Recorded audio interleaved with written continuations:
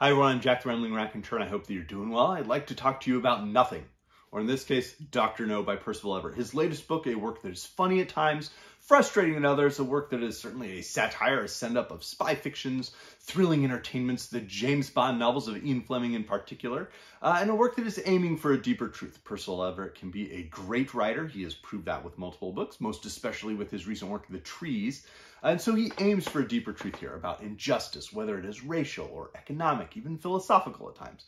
But I don't know that it coalesces. I don't know that Dr. No is going to be remembered in the same breath as The Trees. But it does work on a couple of levels. We spend our time with Wallakitu, who is a professor of mathematics at Brown University and who meets someone interesting.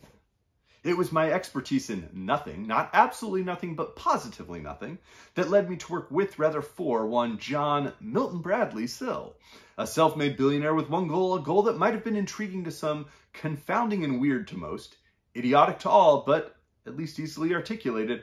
John Milton Bradley Sill aspired to be a Bond villain, the fictitious nature of James Bond notwithstanding. He put it like this: I want to be a Bond villain. Simple. We were sitting in a coffee shop on Thayer Street. It was 8 on a Monday morning in November, the semester winding down, and so the students who had dragged themselves in there were nearly sleepwalking. I was much like them. What do you mean by a Bond villain? Sill held a spoon like a cigarette. You know, the sort of perpetrator of evil deeds that might cause the Prime Minister to dispatch a double-knot spy to thwart me. You know, evil for evil's sake. A sort of modernist villain, I said. Precisely. And right there on page 4, we're given an introduction to the type of humor that's going to occur across this book. We have the obvious, tongue-in-cheek, out-and-out humor of the dastardly plot. As so many crime novels, spy fictions are, this dastardly plot to, control the world or demand a ransom. That is, quite frankly, ridiculous. We have the naming level of humor, the level of satire where it's specific with naming. So we have John Milton Bradley Sill. Later we're introduced to a general take-it-all. Wallakitu has a colleague whose name is Eigenvector. He describes his own name. My name is Wallakitu. Walla is Tagalog for nothing, though I am not Filipino. Kitu is Swahili for nothing, though my parents are not from Tanzania. My parents, both mathematicians, knew that two negatives yield a positive. Therefore am I so named. I am Wallakitu. And so, wow, he means nothing, or like powerfully nothing, or insignificantly nothing. But in reality, my name is Ralph Townsend. My mother was an artist. My father was an English professor who ended up driving a taxi. I am, in fact, a mathematician of a sort, but I use the name Wallakitu. I study nothing. So the nonsense of naming is even poked on the very opening of the book. And we will see that across the course of the novel. There's an FBI agent whose name is Bill Clinton. And the naming is an important aspect of how the humor works. We later meet a Leon Coltrane who claims no relationship to the musician. And so that's critical. The name that Wallakitu has for his dog is critical. And that level of satire is very important. It recalls what numerous writers, including the great Jonathan Swift, would employ as they would write their satire and their humor. So that exists. But we also have elements that do work. It's in some ways, the book is very funny because we have a professor who is very literal in his phrasing. And so when he talks about nothing, he really doesn't mean, there's zero there. He's referring to this idea of like a void, not even antimatter or dark matter, which he notes as BS at various times, but rather that this idea of this something that is very difficult to accept and to conceive of. And that confuses nearly every person he has an interaction with. He can be extremely literal in terms of trying to quantify happiness or quantify, the price of a car, learning to drive a car, which is something that Wallakitu has never learned to do. So we see this character, sort of bumbling at times, ultimately learning how to do things and be a more active participant in the spy thrills. But all of it's quite comical. And the interactions can be quite absurd. "What are you doing on our bench?" the wider of the two asked. "I was sitting," I said. "Now that I know it's yours, I'll be leaving it." I started to walk away, but the other man stepped in front of me. "This is our sidewalk," he said. "Wow, you guys must be rich," I said. They looked at each other and the wide one said, "Oh, you got jokes. Give me your phone," the other said. "I need it," I told him. The wide one looked up and down the canal. "We need it more." I hardly think so, I said. And how would one quantify and measure something abstract like need? I imagine it would be possible with something like food or medicine, but pencils, phones, or guitars, I don't know.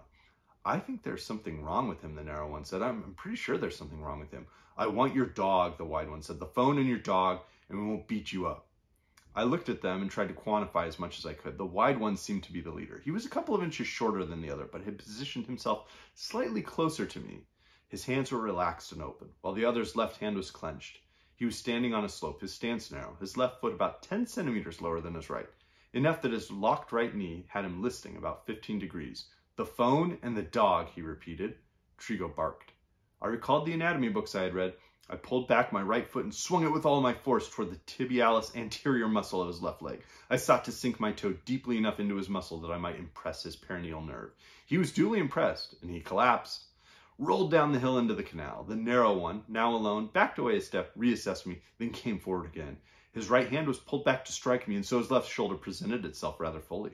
With the knuckles of my right hand, I struck him in his brachial plexus. So there we have a fight from the mind of a mathematician, someone who's not been in a fight ever, but who knows his physics, knows some anatomy, and can win a fight.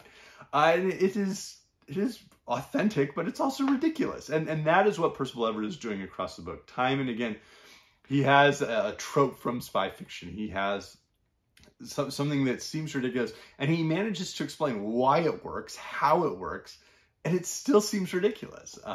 So it can be enjoyable to read, even if it's not fully coming together. The motivations of John Milton Bradley still are there, but they are opaque in some ways. It seems that we are explaining those motivations, and as with Everett, there is an authentic sense to those motivations. There's a reason. There is injustice in the U.S., and then there is a thirst for actual justice. Perhaps Sill has a point there, but then it never loops back or connects back to it. And I think that's something he has been able to do in some of his other works that he doesn't quite do here. He explains it, and then he never really references or mentions it. We're rather in the mind of Wallakitu, who's just grappling with social interactions as much as he's grappling with this nefarious plot.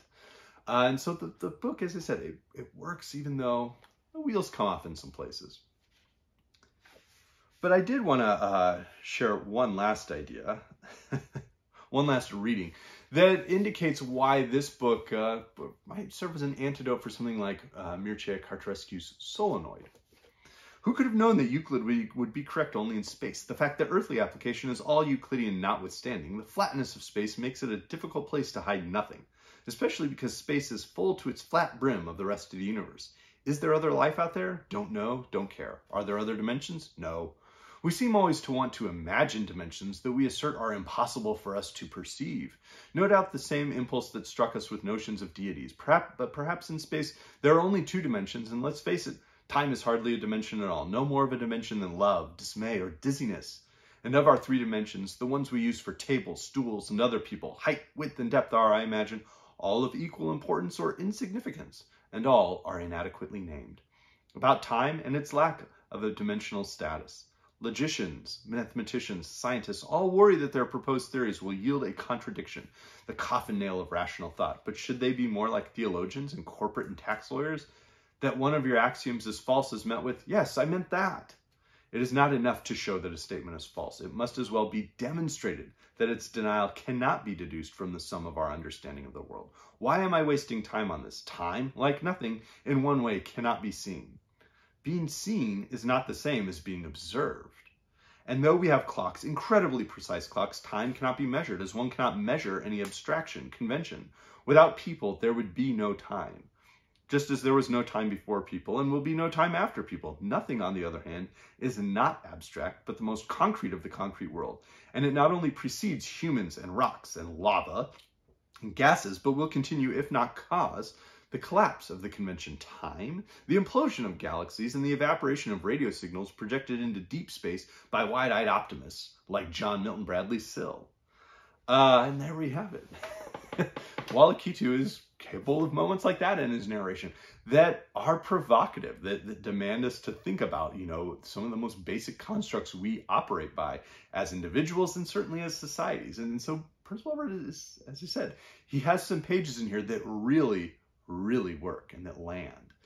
So let me know if you've read this. Let me know what your favorite book is by Perceval Everett, especially if it's not The Trees. I'd be curious to read that one as well. So, as I mentioned, there are works that I was thinking of course, Jonathan Swift and the great Gulliver's Travels satire, although his A Modest Proposal feels just as close to what Everett is achieving here, and certainly a writer I would recommend checking out if you haven't. There were obvious references to the James Bond novels, Dr. No being one of them, Goldfinger, with General Take-It-All and a plot to break into Fort Knox to steal the shoebox of nothing that is there rather than all the gold, are referenced. And there are some other Bond moments, but those are two of the major ones.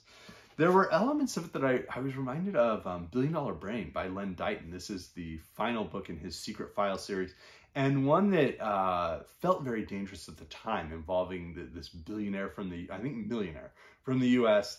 and no, he is a billionaire from the U.S. and this supercomputer he has to basically, begin this conspiracy to start and win World War III. And the danger here is ridiculous at times, but it is also quite terrifying. And particularly as we think about the relevance of, oligarchical billionaires in our own society. Haruki Murakami's Hard-Boiled Wonderland and the End of the World, I would say is probably one of his finest works that involves some conception of questioning, time, perception, reality, how all of those interact within the human mind. Various early Greek philosophers are included, and they had questions around mind, around time, around void, and nothing. We also get a name check for Parmenides at one point, and Heraclitus. There are aspects of the work that reminded me of what K.W. Jeter was doing in Infernal Devices. This is one of the best steampunk novels, and one that involves, ultimately a dangerous plot. And the person involved in it has no idea for how he's part of it, how his incompetence can be turned into competence to achieve a safe resolution. I would note certainly a work that is not satirical, but that is probing and just as aggressively incisive and intelligent would be Devil on the Cross by Ngūgī Thiong'o, the great Kenyan novelist, and one that I think was a deep indictment of society and of economic injustice. Certainly a work like Dr. Strangelove and the satire involved in it feels close. In terms of wanting to read more about abstract ideas, the underpinnings of mathematics and physics, a work like 1, 2, 3, Absolutely Elementary Mathematics by David Berlinski would be good. Something like The Fabric of the Cosmos by Brian Greene is quite enjoyable. Or if you really want something dense, I would recommend The Road to Reality by Roger Penrose. If you're fascinated by all of the ideas around physics or around the concept of matter, concept of nothingness that Perceval Everett is examining in this book, or that Cartarescu was examining in Solenoid, certainly check out The Road to Reality. I hope you're doing well. Thanks.